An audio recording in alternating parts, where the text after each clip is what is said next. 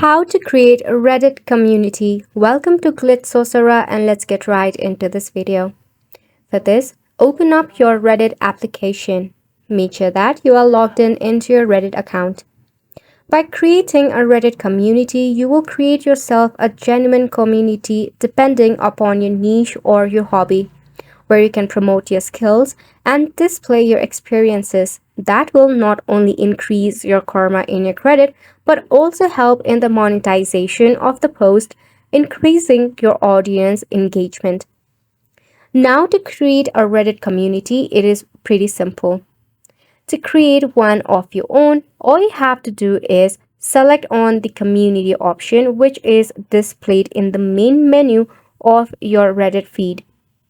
Right at the bottom next to home, you will find a search icon type of icon which says communities. Just tap on the icon given to you. Now, when you tap on this option, you will find different communities that you can add or you can join in as well.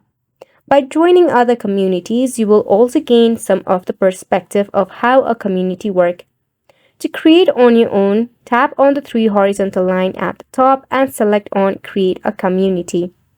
Then create your community name, your community type, either that is public or private, and enable 18 plus community if it's so.